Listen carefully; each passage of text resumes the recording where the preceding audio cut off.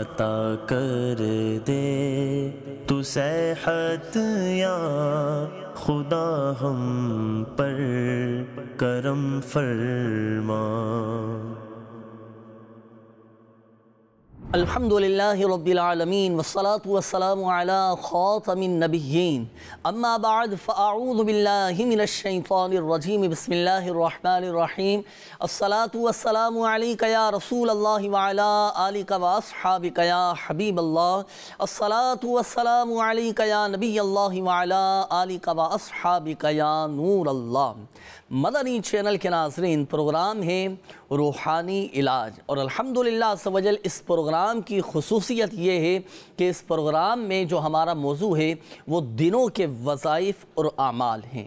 آج انشاءاللہ الکریم مخصوص دن کے فضائل و برکات اور انشاءاللہ الکریم اللہ کی رحمت سے خاص وظائف اور نوافل انشاءاللہ میں عرض کرنے کی کوشش کروں گا۔ آئیے پہلے تو درود پاک کی فضیلت میں عرض کرتا چلوں۔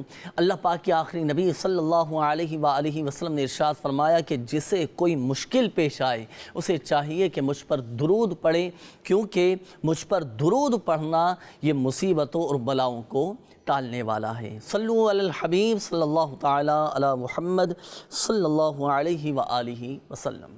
مدنی چینل کے ناظرین، انسانی دل یہ سکون، راحت اور قرب الہی کا طلبگار ہوتا ہے، اور یہ سکون اسی وقت حاصل ہوتا ہے کہ جب دل اللہ پاک کے ذکر سے معمور ہو۔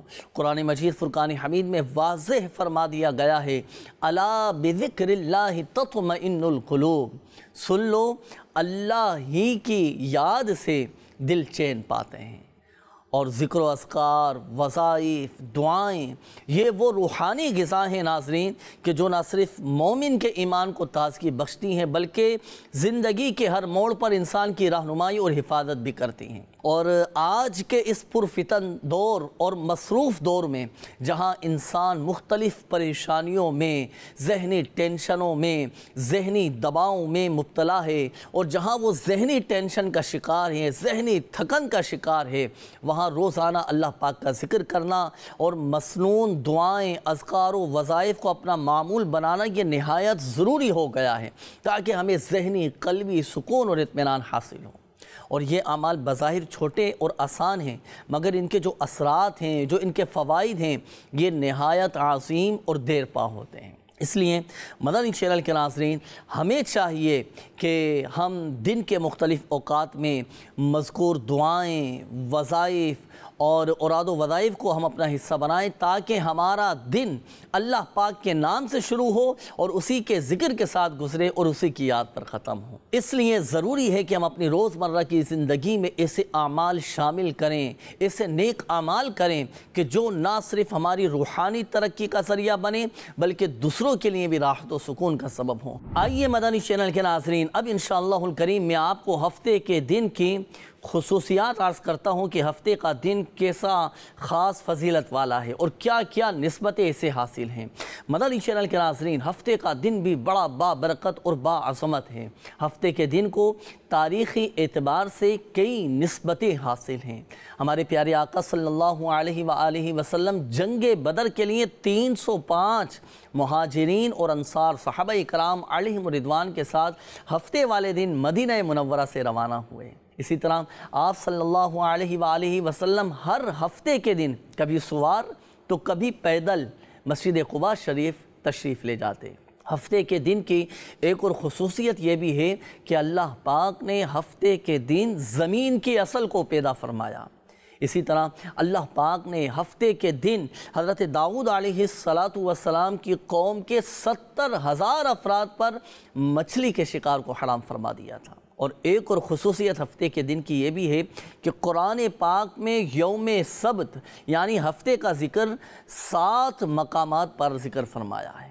آئیے مدنی چینل کے ناظرین، اب انشاءاللہ الکریم میں آپ کو ہفتے کے دن کے کچھ خاص معمولات عرض کرتا ہوں کہ جنہیں اختیار کر کے، جن پر عمل کر کے ہم اپنی روحانیت میں اضافہ کر سکتے ہیں، بہت سارا اجر و ثواب حاصل کر سکتے ہیں۔ مدنی چینل کے ناظرین، ہفتے کے دن کے معمولات میں سے ایک یہ بھی ہے کہ اس دن روزہ رکھا جائے، کیونکہ حضرت سیدتنا ام سلمہ رضی اللہ تعالی عنہا سے مروی ہے کہ اللہ پاک کے آخری نبی صلی اللہ علیہ وآلہ وسلم ہفتہ اور اتوار کا روزہ اکثر رکھا کرتے تھے اور فرماتے کہ یہ دونوں یعنی ہفتہ اور اتوار یہ مشرکین کی عید کے دن ہیں اور میں چاہتا ہوں کہ ان کی مخالفت کروں۔